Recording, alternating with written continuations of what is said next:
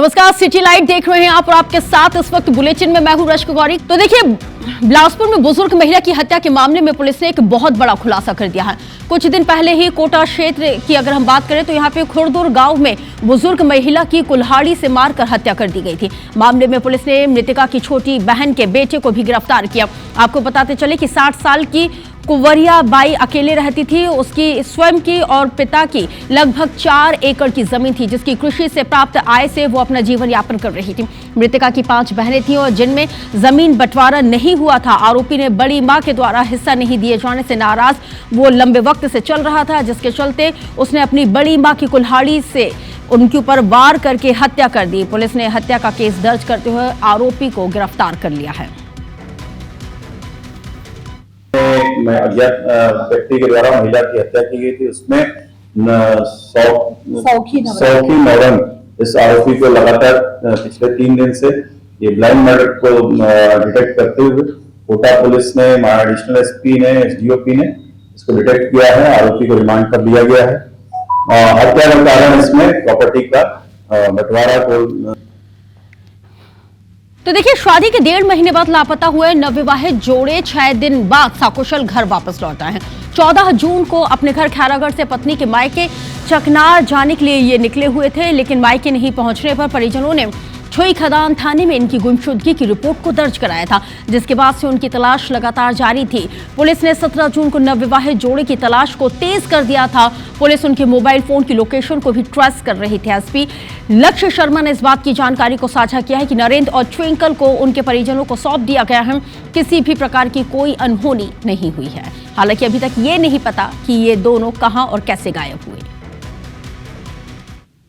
हम कहाँ जा सकते हैं तो चकनार जातन तो 1-2 दिन में आबो ऐसे की से गुड्डू तबियत खराब है कि से रिपोर्ट करवाबो ऐसे की कैसे। हस्बैंड एंड वाइफ दोनों मिसिंग बताए गए थे। इनको ट्रेस आउट कर लिया है और आज इनको फैमिली को इनको हैंड ओवर कर दिया है। इनका कोई पारिवारिक मामला था। झाबुआ के थांदला में बीच बाजार में गैंगवार करने वालों को पुलिस ने जोरदार सबक सिखाया है।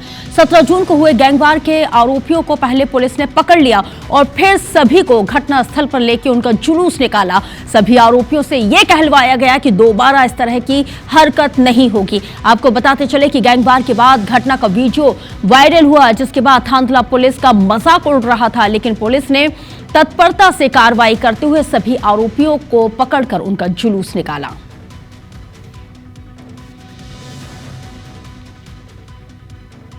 तो देखिए, मंदसौर में मादक पदार्थ तस्करी को लेकर पुलिस ने बड़ी कार्रवाई को अंजाम दिया।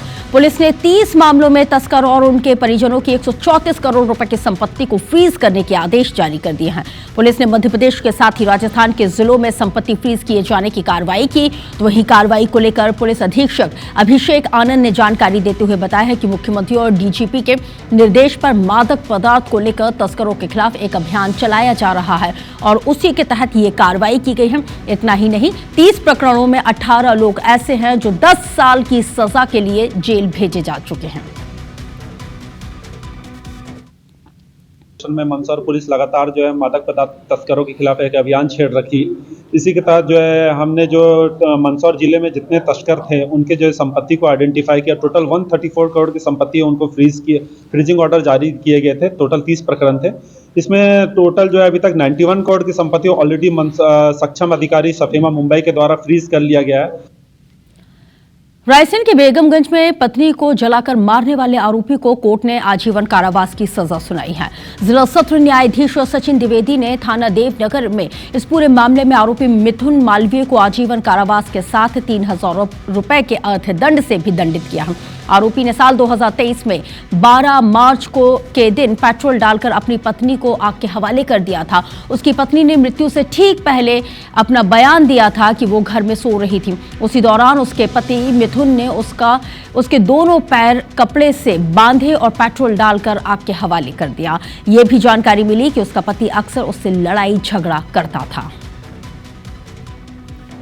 सोती हुई पत्नी के पैर बांधकर उसने उसके ऊपर पेट्रोल डालकर आग लगा दी थी और दौरान इलाज भोपाल में उसकी मृत्यु हो गई थी। और इलाज उस समय उसने पीड़िता ने अपने बयान भी दिए थे कि इसके पति ने इसको पेट्रोल डालकर आग लगाई थी। आजीवन कारावास एवं 3000 रुपये का अर्थदंड की सज़ा सुनाई है। मध्य प्रदेश में सरकारी स्कूलों में शिक्षक बनने की तैयारी कर रहे उम्मीदवारों के लिए एक बड़ी खबर जबलपुर से निकल के सामने आई है। यहां पर हाईकोर्ट ने मध्य प्रदेश शिक्षक भर्ती नियमों पर राज्य सरकार को नोटिस जारी करते हुए जवाब तलब किया। मामला शिक्षक भर्ती नियम की धारा 12.4 के प्रावधान का है, जिसकी वैधानिकता को हाईकोर्ट में चुनौती दी गई है। दरअसल इस धारा में यह प्रावधान किया गया है कि अगर आरक्षित वर्ग का उम्मीदवार शिक्षक भर्ती परीक्षा में 90 में से कम अंक लाता है तो उसे मेरिटोरियस नहीं माना जाएगा। और इस प्रावधान के मुताबिक आरक्षित वर्ग के ऐसे उम्मीदवार को अनारक्षित वर्ग में नहीं चुना जाएगा, भले ही उसके मार्क्स अनारक्षित वर्ग के कट ऑफ मार्क्स से ज्यादा हों। हाईकोर्ट में दायर याचिका में इस नियम को भेदभावपूर्ण और असंवैधानिक बताने की मांग की गई। बहरहाल हाईकोर्ट ने मामले पर राज्य सरकार को नोटिस जारी करते हुए जवाब मांगा है। माध्यमिक एवं प्राथमिक शिक्षक भर्ती परीक्षा, जिसमें 10,000 पदों पर भर्ती प्रस्तावित करी गई थी मध्य प्रदेश शासन के द्वारा, उसमें एक 12.4 नियम था। 12.4 नियम ये कहता है कि अगर आपके मध्य प्रदेश पात्रता परीक्षा जो कि टेट एग्जामिनेशन है उसमें 90 से कम मार्क्स हैं तो आप अनारक्षित कैटेगरी में फाइट करने के लिए एलिजिबल नहीं होंगे। माननीय हाईकोर्ट में संवैधानिक चुनौती दी, याचिका दायर करी। कल माननीय हाईकोर्ट ने इसमें नोटिस जारी करके इसमें जवाब तलब किए हैं सारे रिस्पोंडेंट से। मध्य प्रदेश में गैर अनुदान प्राप्त स्कूलों के शिक्षकों को 7वें वेतनमान का लाभ न देने के मामले में हाईकोर्ट ने सख्ती दिखाई है। मामले में कोर्ट के फैसले का पालन नहीं होने पर जबलपुर हाईकोर्ट ने स्कूल शिक्षा विभाग के प्रमुख सचिव और लोक शिक्षा आयुक्त को कंटेम्प्ट ऑफ कोर्ट का नोटिस जारी किया है। हाईकोर्ट ने लोक शिक्षा के प्रमुख सचिव संजय गोयल, आयुक्त शिल्पा गुप्ता को आगामी सुनवाई में कोर्ट में हाजिर होने के दिशा निर्देश दिए हैं। हाईकोर्ट ने मामले की अगली सुनवाई 21 जुलाई को तय की है। कोर्ट में ये याचिका मध्य प्रदेश माध्यमिक शिक्षक संघ ने दायर की थी, जिसमें यह कहा गया था कि हाईकोर्ट के आदेश के बाद भी गैर अनुदान प्राप्त शाला शिक्षकों को 7वें वेतनमान का लाभ नहीं दिया जा रहा है।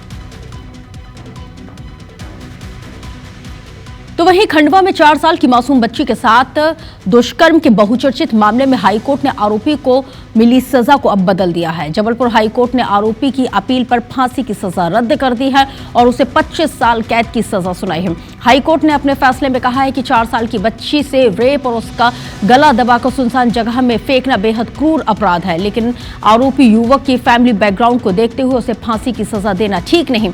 कोर्ट ने कहा है कि आरोपी 20 वर्षीय निरक्षर आदिवासी युवक है, जिसके परिवार में ना तो उसे शिक्षा दी है और ना ही उसकी देखभाल की है, और ऐसे में आरोपी एक ढाबे में काम करने लगा। यहां भी उसे अच्छा माहौल नहीं मिला और इस मत के साथ हाईकोर्ट ने खंडवा ट्रायल कोर्ट के फैसले को बदल दिया। आपको बताते चले कि 30 अक्टूबर 2022 की रात को आरोपी घर के बाहर सोती हुई बच्ची को उठाकर ले गया था और दुष्कर्म करने के बाद उसका गला दबाकर सुनसान इलाके में उसको फेंक दिया था, जिसके बाद खंडवा की पॉक्सो कोर्ट ने उसे अप्रैल 2023 में फांसी की सजा सुनाई थी।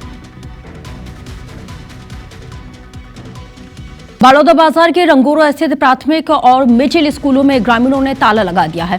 स्कूल बंद होने की वजह से बच्चे बाहर रहकर बैठकर पढ़ाई करने लगे और ग्रामीणों का कहना है कि हमारी 2 मांग है कि पहला प्राथमिक स्कूल में जो शिक्षक थे उनको वापस लाया जाए, तो वहीं दूसरी मांग तो यह है कि मिडिल स्कूल में पिछले 10 साल से शिक्षकों की कमी बताई जाती है, उसे पूरा किया जाए। ग्रामीणों ने यह भी कहा है कि 2 शिक्षकों के भरोसे ही स्कूल का संचालन हो रहा है। शिक्षक नहीं होने की वजह से बच्चों की पढ़ाई प्रभावित होती है। कसडोल विकासखंड के शिक्षा अधिकारी इस बात पर ध्यान नहीं देते, तो वहीं जब ग्रामीणों के प्रदर्शन के बाद जिला शिक्षा अधिकारी ने शिक्षकों की नियुक्ति की बात को कहा है। अब देखने वाली बात यह होती है कि ये नियुक्ति आखिर कब होगी। स्कूल में लड़का मन के शिक्षक नहीं है, इसलिए हम लोग मांग कर रहे हैं, तालाबंदी लगा रहे हैं। जब तक से गुरुजी नहीं आएंगे स्कूल का ताला नहीं खुलेगा। लगातार कई वर्षों से, लगभग 10 वर्षों से हो गया है। गुरुजी के मांग करे था, लेकिन हमार गांव रंगोरा ला एक भी गुरुजी बार नहीं भेजते।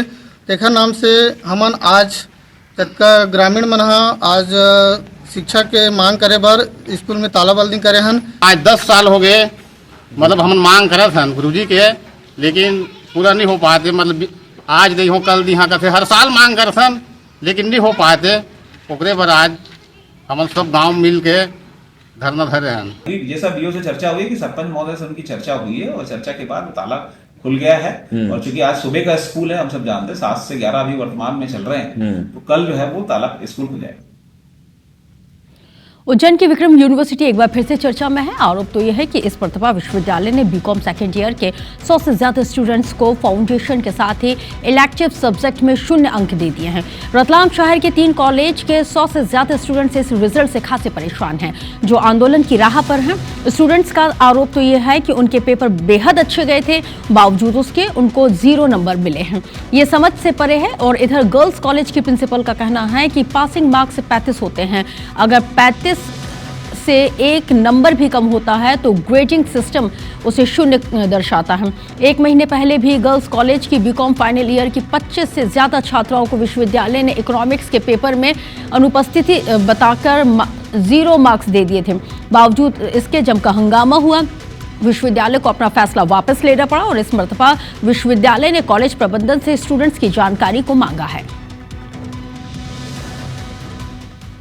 पिछले कई वर्ष से लड़कियों को 0 मार्क्स दे रहे हैं और ये लगातार फाउंडेशन कोर्स में ऐसा होता आ रहा है और फील्ड प्रोजेक्ट वगैरह बकायदा हम सब कुछ देते हैं, फिर भी हमको 0 देते हैं। हमारे अंक में जो 0 है उसको मार्कशीट को अच्छे से सुधार करे और क्या। 100 में से इस बार 70% को फेल किया गया और वो जो 20% लड़कियां पास हुई उनको इस बार पास कर दिया जिन्होंने पिछली बार ऑब्जेक्शन उठाया था।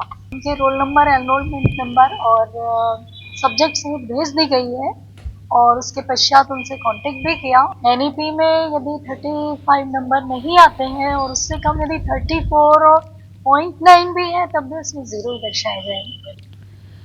हरदा के छिपने रोड स्थित आवासीय अनुसूचित जाति बालक छात्रावास का भवन बेहद जर्जर हो चला है और जिसकी वजह से बारिश के समय में यहां पर पानी टपकता है। खिड़कियां टूट चुकी हैं, छात्रों के कमरों में लगे हुए गेट की कुंडियां तक टूट गई हैं, जगह जगह छत से प्लास्टर गिर रहा है, बिजली के तार झूल रहे हैं। बावजूद इसके कभी भी कोई भी बड़ा हादसा हो सकता है, लेकिन कोई सुध लेने वाला नहीं।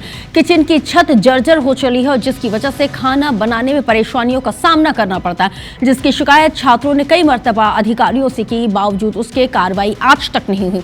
3 जून को एक बार फिर से छात्रों ने जनसुनवाई में शिकायत की, लेकिन फिर भी समस्या का हल नहीं हुआ। इस पूरे मामले में छात्रावास अधीक्षक गौतम का कहना है कि मरम्मत के लिए RES विभाग को पत्र लिखा गया है, जल्द ही मरम्मत करवाई जाएगी। यहाँ की जगह सर ऊपर छत में पानी भरा जाता है और प्लास्टर गिर रहा है, उसकी कोई सुनवाई नहीं हो रही है। यहाँ तक कि कमरों में भी नीचे एक तरफ जो बिजली फिटिंग होती है वो नीचे होती है, ऊपर रूम में सब वायर वगैरह फैले हुए हैं। यहाँ पे पानी लीक हो रहा है और किचन में खराबी है, वहाँ से पानी टपकता है और उसको सुधारने के लिए आवेदन भी दिया है सर को, मैडम को, कि कोई सुनवाई नहीं हुई हमारे। रेलवे छत्तीसगढ़ में भारी भरकम निवेश का दावा किया जाता है और जबकि पिछले 5 सालों में एक भी नई यात्री ट्रेन की सौगात नहीं मिली है। कोरोना काल के बाद से तकरीबन 70,000 यात्री ट्रेनों को रद्द किया गया है। उसके उलट माल गाड़ियों की रफ्तार में बढ़ोतरी कर दी गई है। आखिर रेलवे छत्तीसगढ़ के साथ ये भेदभाव क्यों हो रहा है, इसके पीछे क्या वजह, इस रिपोर्ट के जरिए देखिए।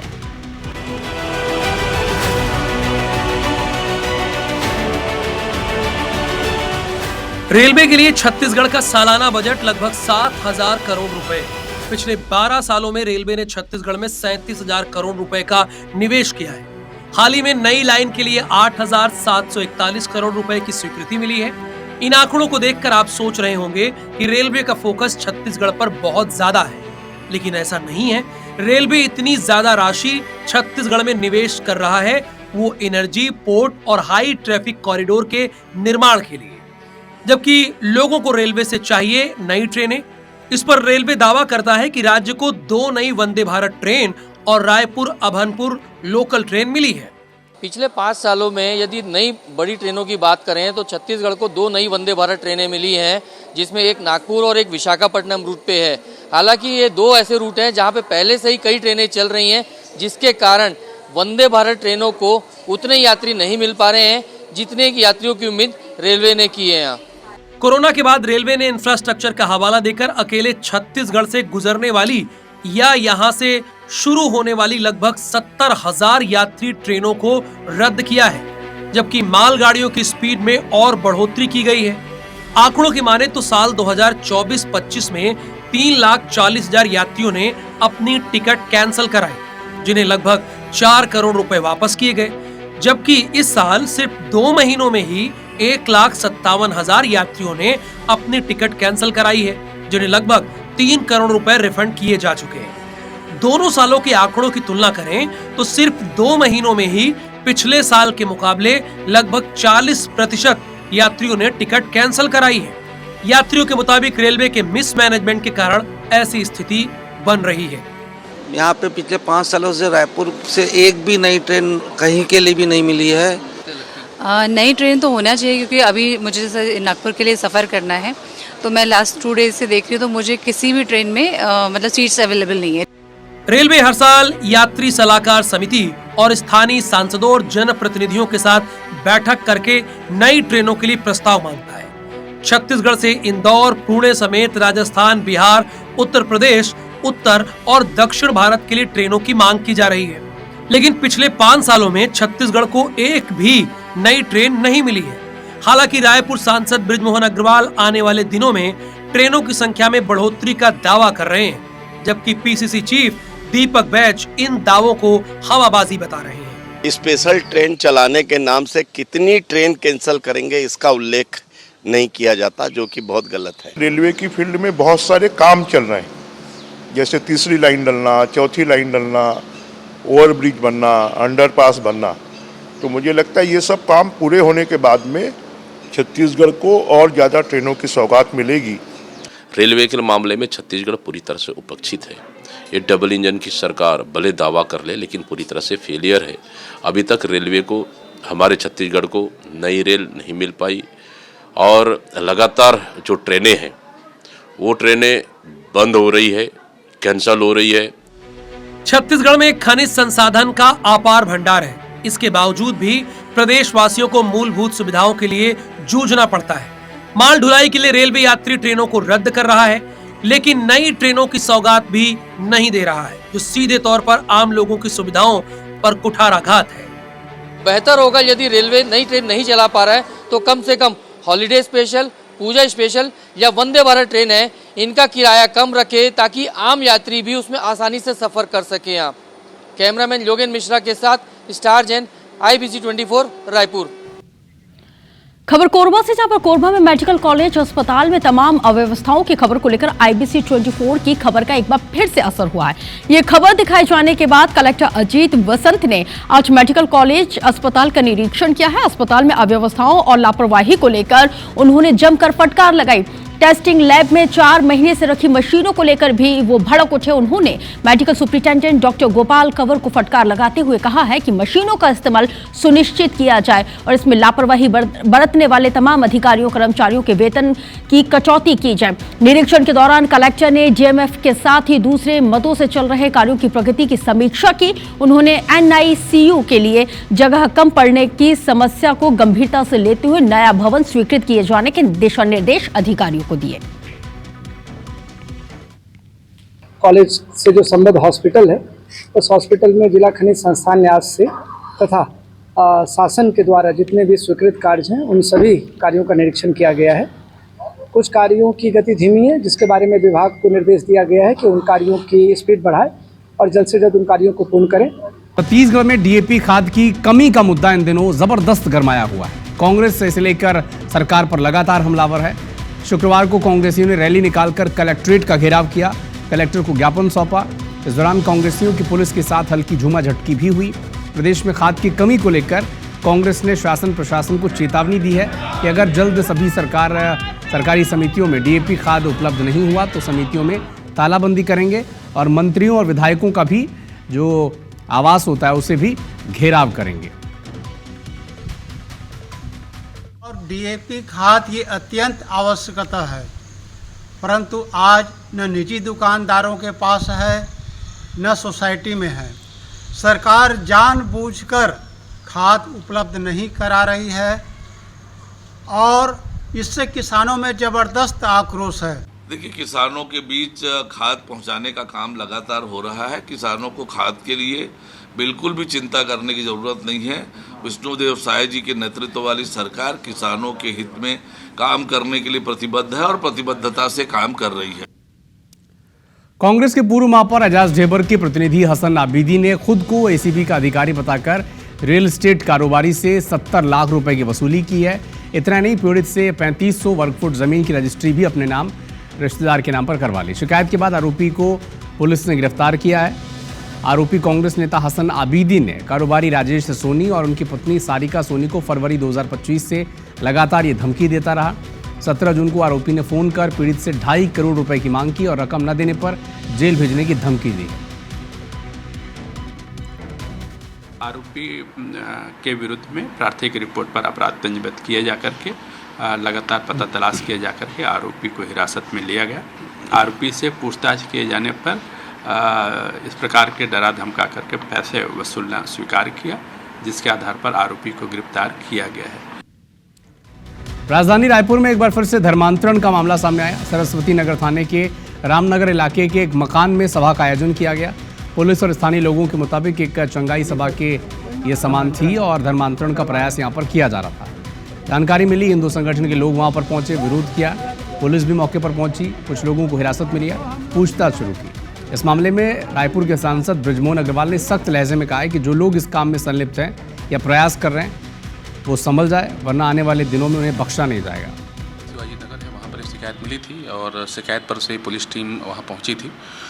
उस प्रकरण में शिकायत के आधार पर थाना सरस्वती नगर में अपराध दर्ज किया जा रहा है और उसी अनुसार कार्रवाई की जा रही है। धर्मांतरण को लेकर प्राप्त हुई थी और उस अनुसार पुलिस द्वारा कार्रवाई की जा रही है। तो लोग अवैधानिक तरीके से धर्मांतरण करते हैं या करवाते हैं, वो अब सचेत हो जाए कि अब ये नहीं चलेगा और अवैधानिक तरीके से धर्मांतरण अगर करवाया जाएगा तो उनको कानूनी तरीके से सबक सिखाया जाएगा। भोपाल में आज से जल गंगा संवर्धन अभियान के तहत सदा नीरा समागम की शुरुआत हो चुकी है।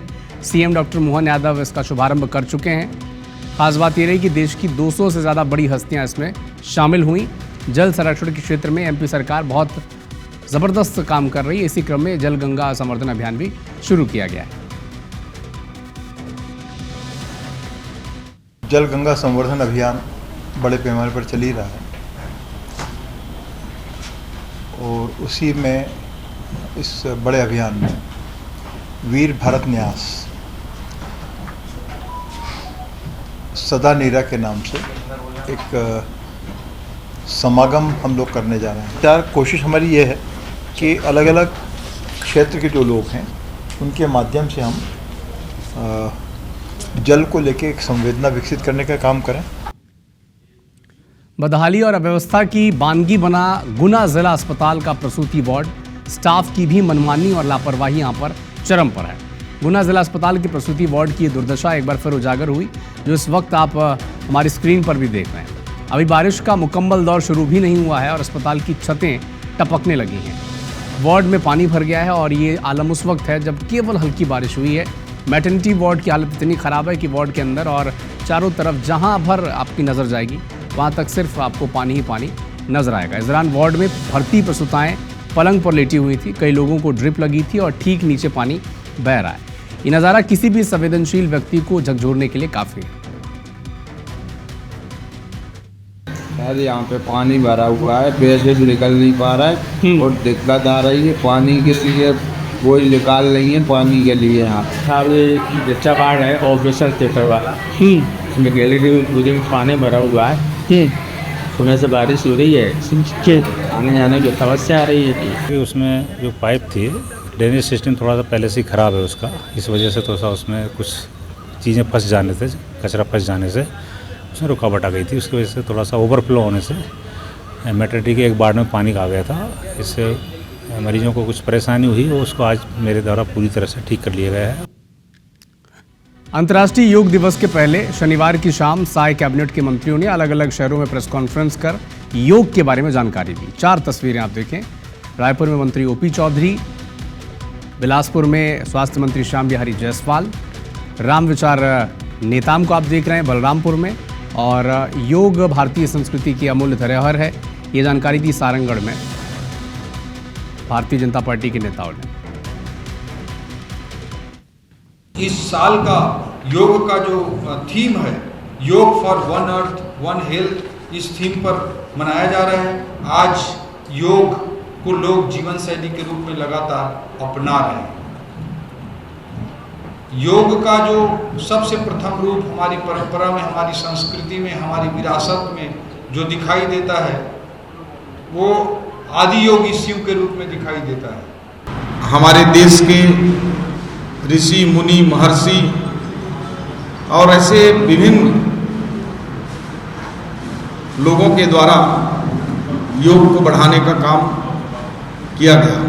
हमारे देश में ही नहीं, योग पूरे विश्व में मनाए जाने वाला एक अंतर्राष्ट्रीय पर्व हो चुका है। छत्तीसगढ़ सरकार जीरो टॉलरेंस को लेकर लगातार अफसरों को निर्देश दे रहे हैं, लेकिन अफसर बेखौफ होकर रिश्वतखोरी कर रहे हैं। जगदलपुर के कार्यपालन अभियंता अजय कुमार टेम्बुर्ने को 2 लाख की रिश्वत के साथ गिरफ्तार किया गया। जानकारी के मुताबिक जगदलपुर संभाग मुख्यालय के अफसर अपने घर से ही दफ्तर चलाया करता था और यही से ठेकेदारों को बिना पेमेंट के किसी भी भुगतान को नहीं करने के लिए धमकी देता था। शिकायत की गई एसीबी में छापा पड़ा, रंगे हाथों गिरफ्तार किया गया। डब्ल्यूडी के ई हैं, ENM डिपार्टमेंट के, उनके द्वारा जो है उनके द्वारा किए गए निर्माण कार्य के बिल भुगतान के एवज में उनसे पैसे की मांग की जा रही है। उनके द्वारा 2 लाख रुपए जो है प्रार्थी से लेते हुए रंगे हाथों पकड़ा गया है और इसमें गिरफ्तारी की जाएगी, आगे की कार्रवाई की जा रही है। हम बहुत त्रस्त थे। हम क्या है कि किसी अपना घर का मंगलसूत्र हो गया, गहना हो गया, हर किसी को गिरवी करके भी इनको पैसा ला के देना पड़ता था। बिना पैसा का तो काम ही नहीं करते थे। बलरामपुर के आरा गांव के नहर में पुल नहीं होने से ग्रामीणों को बड़ी परेशानियों का सामना करना पड़ रहा है। ग्रामीण लकड़ी का पुल बनाकर इससे आना जाना करते हैं। नहर के दोनों ओर करीब 30 से 40 घरों की आबादी है जो इस लकड़ी के पुल का इस्तेमाल करते हैं। ग्रामीणों के मुताबिक कई बार शासन प्रशासन को पुल निर्माण के लिए गुहार लगा चुके हैं। हर बार आश्वासन मिलता है लेकिन पुल निर्माण नहीं हुआ है।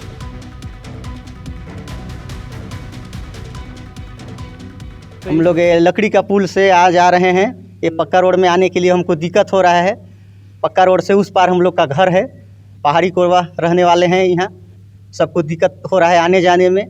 नहर में मतलब पुलिया नहीं है, लकड़ी से बना के आ जा रहे हैं, उसमें गिरने का संभावना है, इसलिए तत्काल में पुलिया बनना चाहिए। इस पर मनरेगा के तहत एस्टीमेट भेज दिया गया है, स्वीकृति पश्चात कार्य कराया जाएगा।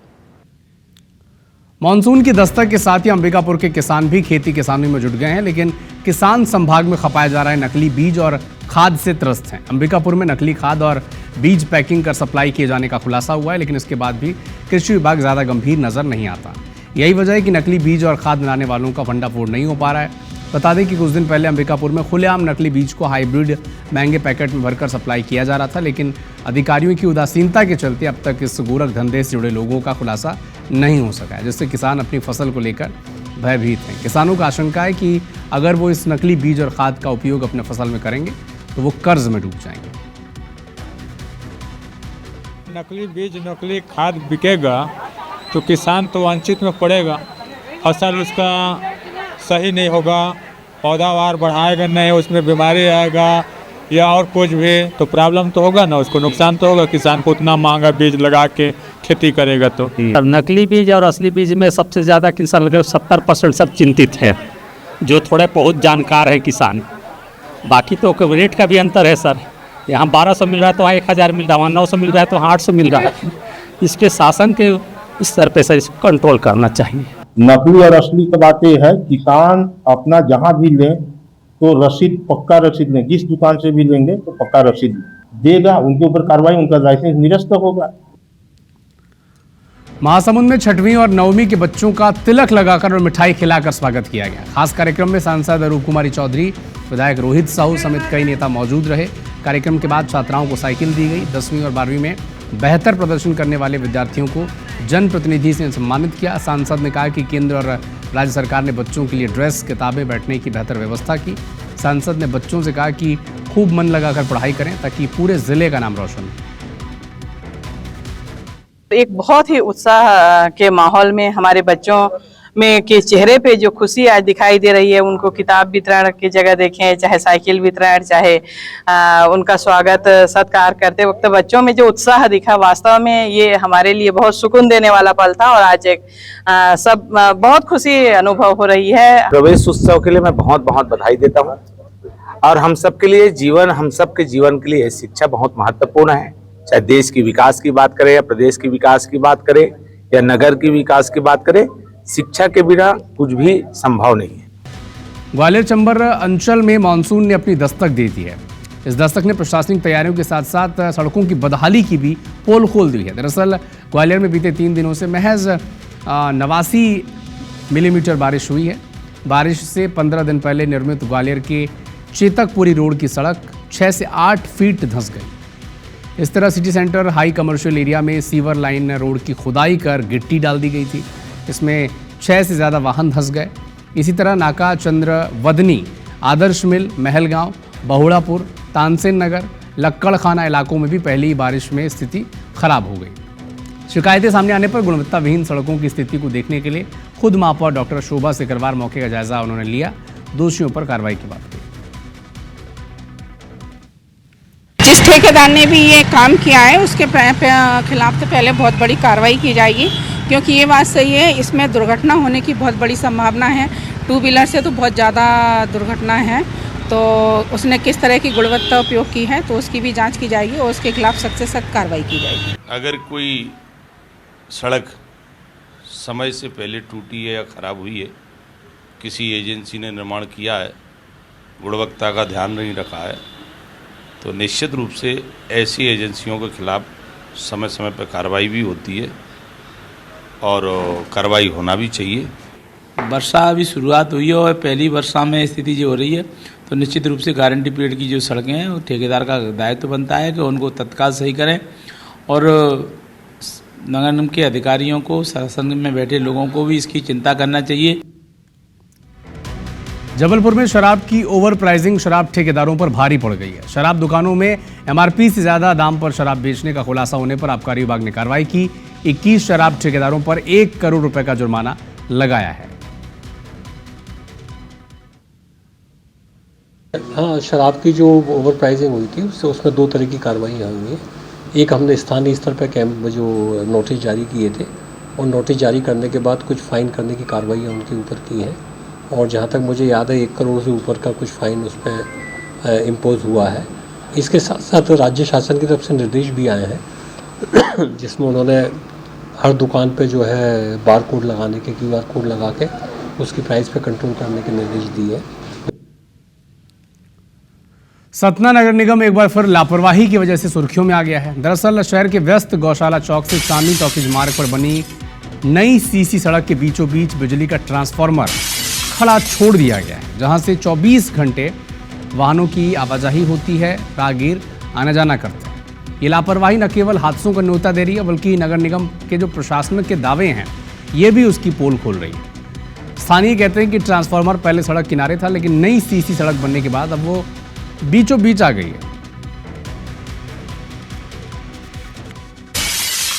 देखो, जैसे आपने बताया और फोटो से स्पष्ट है कि सड़क के बीच में ट्रांसफार्मर है, जो कि गलत है, तो उसको हम हटवाने की प्रक्रिया शुरू की है और बाकी जो एरिया कैरेज वेज जिसको यूज कर रहे हैं उस पर तो हमने सड़क बना ही दी है और बाकी जो बचा हुआ स्पेस है उसको भी हमने कवर कर लिया जिससे मैक्सिमम स्पेस यूटिलाइज हो जाए।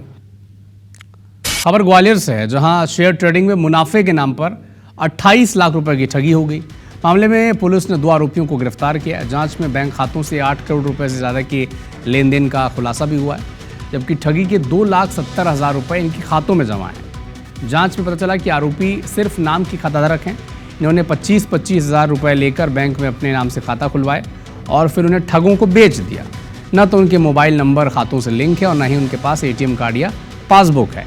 अब पुलिस को शक है कि जो ठगों को खाते बेचने का पूरा नेटवर्क शहर के आनंद नगर और हजीरा क्षेत्र में एक्टिव है।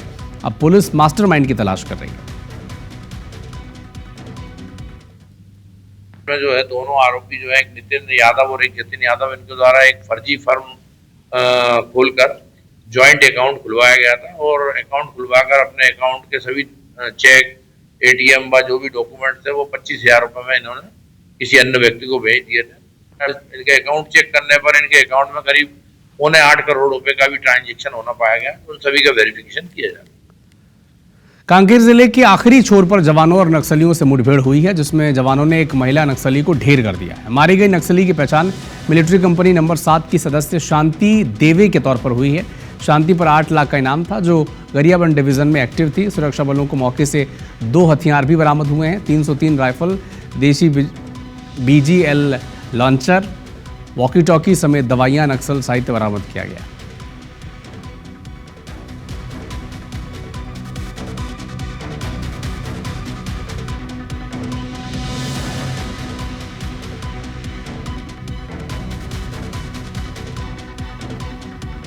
डीआरजी और बीएसएफ की संयुक्त ऑपरेशन में बेचा घाट के उस पार जंगलों में मुठभेड़ हुई है, जिसमें एक महिला नक्सली की शव बरामद हुआ है और 2 हथियार, एक 303 और एक बीजीएल और एक वायरलेस सेट और अन्य सामग्री इसमें बरामद हुआ है।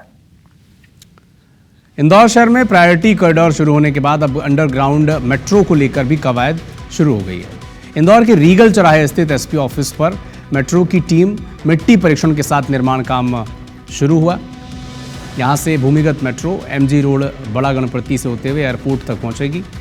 पलासिया के आगे एलिवेटेड कॉरिडोर बनेगा, उसके बाद मेट्रो ज़मीन में उतरेगी, फिर एमजी रोड पर ट्रेजर आयरन मॉल के पहले मेट्रो अंडरग्राउंड होना शुरू होगा। हाईकोर्ट के भीतर भी अंडरग्राउंड काम शुरू होगा। रीगल चौराहे पर जो पुलिस मुख्यालय है उसकी भी ज़मीन स्टेशन के लिए ली जा रही है। जायजा लिया हमारे संवाददाता रवि हेमराज सिसोदिया ने। चौराहे के नज़दीक जो एसपी कार्यालय बना हुआ है, जो कि पुराना एसपी कार्यालय है, यहाँ से अंडरग्राउंड मेट्रो की कवायद शुरू हो गई है। सबसे पहले यहाँ पर मिट्टी परीक्षण का कार्य जो है वो किया जा रहा है। अभी फिलहाल देखेंगे, हालांकि अभी चूँकि दोपहर का समय है, लेकिन कुछ तकनीकी खामी की वजह से मशीन ज़रूर बंद है। लेकिन अभी आप देखेंगे कि मैं जिस वक्त जहाँ पर खड़ा हूँ ये एसपी कार्यालय है और एसपी कार्यालय के अंदर फ़िलहाल ये मध्य प्रदेश मेट्रो का बोर्ड भी आपको यहाँ पर नज़र आ रहा होगा। इस और अगर आप देखेंगे तो फ़िलहाल यहाँ पर एमपी मेट्रो का जो काम है वो जारी है और अंडरग्राउंड मेट्रो जो है वो यहीं से शुरू होगी और यहाँ से राजवाड़ा बड़ा गणपति होते हुए एयरपोर्ट पर जाकर ये मिलेगी। हालांकि इसके आगे भी जो हाईकोर्ट है, हाईकोर्ट के वहाँ पर भी मिट्टी परीक्षण आज से शुरू होना है। तो फिलहाल अंडरग्राउंड मेट्रो की कवायद जो है वो यहाँ पर शुरू हो चुकी है।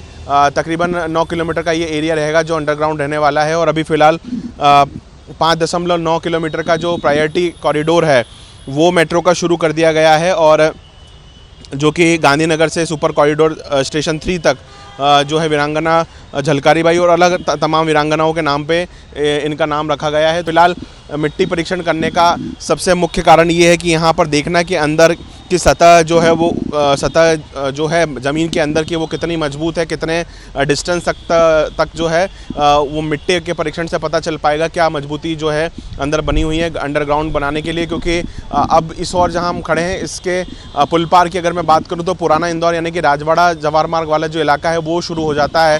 तो कहीं ना कहीं ये मिट्टी परीक्षण से ये तय होगा कि यहाँ से चूँकि अंडरग्राउंड मेट्रो का रास्ता भी साफ़ हो चुका है, इसका जो बजट है वो भी क्लियर हो चुका है, इसलिए मिट्टी परीक्षण के बाद में अब आगे का कदम जो है मध्य प्रदेश मेट्रो उठाने जा रहा है।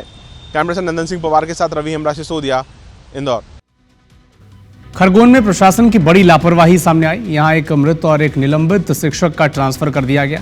दरअसल 11 फरवरी 2025 को मृत हो चुके सहायक शिक्षक पूनम सिंह रावत का भगवानपुरा ब्लॉक से जिरन्या ब्लॉक के बबलगढ़ स्थित प्राथमिक स्कूल में जनजातीय कार्य विभाग के सहायक आयुक्त प्रशांत आर्य ने ट्रांसफर कर दिया। वहीं दूसरे मामले में पूर्व से निलंबित एक शिक्षक दिनेश पटेल का भी कसरावत ब्लॉक से बड़वा ब्लॉक में ट्रांसफर किया गया। यह आदेश भोपाल स्थित लोक शिक्षण आयुक्त ने जारी किया, जबकि वर्तमान में शिक्षक पटेल को निलंबित कर बीईओ कार्यालय कसरावत में अटैच किया गया है। अब दोनों ही मामलों में अधिकारी बोलने से बच रहे हैं। बेमेतरा जिले के रायपुर बिलासपुर रूट पर टेमरी गांव में मुर्गियों से भरा एक पिकअप वाहन पलट गया। हादसे के बाद ड्राइवर को बचाने की जगह लोग मुर्गियां लूटने में लग गए। मौके से लोग दर्जनों मुर्गियां लेकर भागते नजर आए। हादसे का ये वीडियो देखिए सोशल मीडिया पर कैसे वायरल हो रहा है। आसपास के लोगों ने नांदघाट पर जो थाना है उसे सूचना दी, पुलिस मौके पर पहुंची, फिर ड्राइवर को जाकर अस्पताल में भर्ती कराया गया। लेकिन ये जो लोग हैं ये ड्राइवर को नहीं बचा रहे थे बल्कि मुर्गियां लूट कर भाग रहे थे।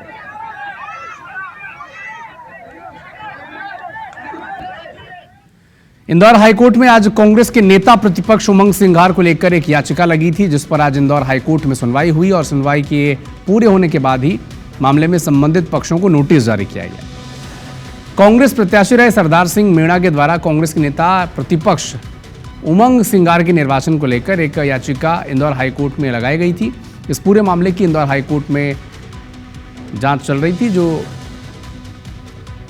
याचिका लगाई गई है, उसे खारिज करने को लेकर उमंग सिंगार के अधिवक्ता की ओर से एक और याचिका लगाई गई थी। याचिका के माध्यम से कोर्ट को इस बात की जानकारी दी गई थी कि याचिका मेन टेबल नहीं है और इस याचिका को खारिज कर दिया जाए। तो वहीं इस पूरे मामले को लेकर बीजेपी प्रत्याशी रहे सरदार सिंह मीणा के अधिवक्ता की ओर से एक याचिका लगाई गई, जिस पर एक अंतरिम आवेदन लगाया गया और इस याचिका के माध्यम से कोर्ट को ये जानकारी दी गई कि सुमंग सिंगार की तरफ से जो याचिका लगाई गई थी कि जिस एफिडेविट को लगाया गया था उस पर फर्जी साइन किया गया।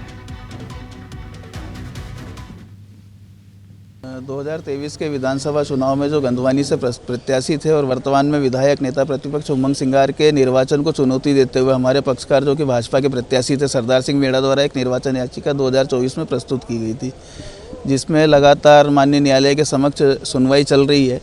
आज की सुनवाई में उनकी ओर से एक आदेश 7 नियम 11 का आवेदन प्रस्तुत किया गया था कि ये याचिका मेंटेनेबल नहीं है, पोषणीय नहीं है, इसे निरस्त किया जाए, जिस पर जवाब देने के लिए हमें 2 सप्ताह का समय दिया गया है। छत्तीसगढ़ के सरगुजा संभाग में बीते 4 दिनों से बारिश हो रही है। ये बारिश कहीं राहत तो कहीं आफत बन चुकी है। सरगुजा जिले के सीतापुर ब्लॉक के ढूंढा गांव में बीते गुरुवार को मैनी नदी में 4 ग्रामीण अचानक बह गए। इसमें 2 मासूम और 2 महिला शामिल हैं। बताया जा रहा है कि ये सभी लोग किनारे जंगली मशरूम निकालने गए थे। इस दौरान अचानक बाढ़ आने पर नदी बह गए। सभी लोगों का शुक्रवार सुबह भी पता नहीं चलने पर इसकी सूचना ग्रामीणों ने स्थानीय पुलिस को दी है। इसके बाद मौके पर पहुंची पुलिस और एसडीआरएफ ने 4 लोगों की तलाश शुरू की, लेकिन अब तक लापता लोगों का पता नहीं चला है। हम लोग 25 से 30 किलोमीटर की दूरी तक हम लोग नदी किनारे जाके देखे, वहाँ किसी प्रकार का कोई मतलब पता नहीं चल रहा है, उनका सुराग नहीं लग रहा है। ऐसी सूचना मिली थी कि 2 जो महिला हैं और उनके 2 बच्चे जो हैं कुछ जो गांव ग्रामीण स्तर पर जो फूटू वगैरह होते हैं वो बीनने गए थे। उनको ऐसा भान नहीं था कि जो है पानी का स्तर जो है बढ़ जाएगा। अचानक पानी का स्तर जो है बढ़ गया मैनी नदी का और उसमें वो बह गए हैं और उनके बचाव का कार्य चल रहा है अभी। मध्य प्रदेश के कई हिस्सों में लगातार बारिश का दौर जारी है। लगातार बारिश से जनजीवन प्रभावित है तो कई इलाकों में बिजली गुल होने से लोगों को बड़ी परेशानी का सामना करना पड़ रहा है। 2 तस्वीर आपको दिखाते हैं जो बड़ी चिंताजनक तस्वीरें हैं। पहली जो तस्वीर है ये सिंगरौली की है। 2 दिनों से रुक रुक कर बारिश हो रही है और पहली बारिश से नगर निगम की जो पोल है वो खुल गई। कुछ ही घंटों की बारिश से अस्पताल के पीछे जो कॉलोनी में बारिश के चलते आवागमन में कठिनाई लोगों को हो रही है। सड़कों का क्या हाल है आप देखें। और दूसरी तस्वीर मंडला की है। बारिश हुई, हल्की हवाओं के साथ लगातार जो बारिश हुई है उससे लोगों को राहत मिल रही है गर्मी से।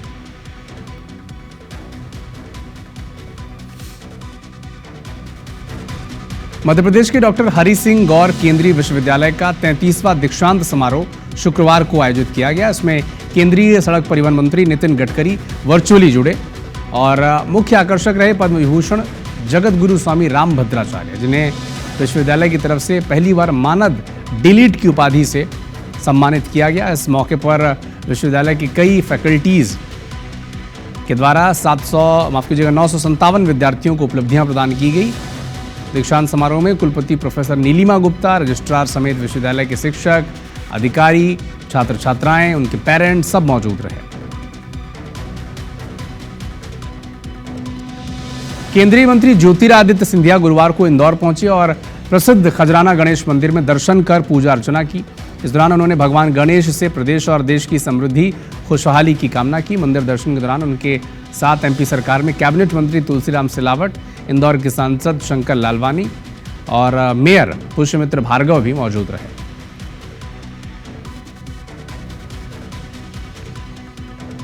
जबलपुर से एक बड़ा अपडेट आप तक पहुंचा दें। नकली नोट बनाने वाले गिरोह पर बड़ी कार्रवाई की गई है। 4 आरोपियों से 15 लाख रुपए के नकली नोट बरामद किए गए हैं। मंडला निवासी 2 आरोपियों ने गिरोह से नकली नोट खरीदे थे। असली नोट के बदले 3 गुना नकली नोट ये गिरोह देता था। हनुमान ताल थाना पुलिस ने कार्रवाई की। हमारे सहयोगी विजेंद्र पांडे हमारे साथ फोन लाइन पर जुड़ चुके हैं। विजेंद्र, और क्या अपडेट है बताएं।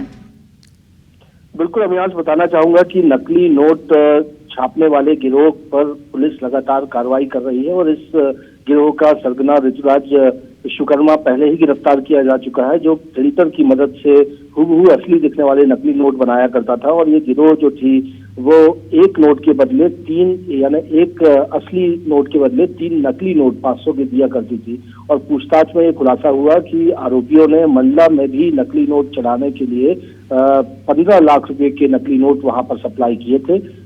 आरोपियों की निशानदेही पर एक बड़ी कार्रवाई पुलिस की ओर से की गई और इसमें 15 लाख रुपयों के नकली नोट हनुमानताल थाना पुलिस ने बरामद किए हैं और मंडला निवासी 2 आरोपियों सहित 4 और आरोपियों को इस मामले में गिरफ्तार किया है। गिरोह का सरगना ऋतुराज विश्वकर्मा पहले ही गिरफ्तार हो चुका है और अब पुलिस ये अंदेशा जता रही है कि गिरोह के तार जो है और भी निकल सकते हैं। फिलहाल एक बड़ी कार्रवाई की गई जिसमें 15 लाख के नकली नोट बरामद करते हुए 4 आरोपियों को और गिरफ्तार किया गया। शुक्रिया तमाम जानकारी के लिए। फिलहाल इस बुलेटिन में इतना ही। नमस्कार।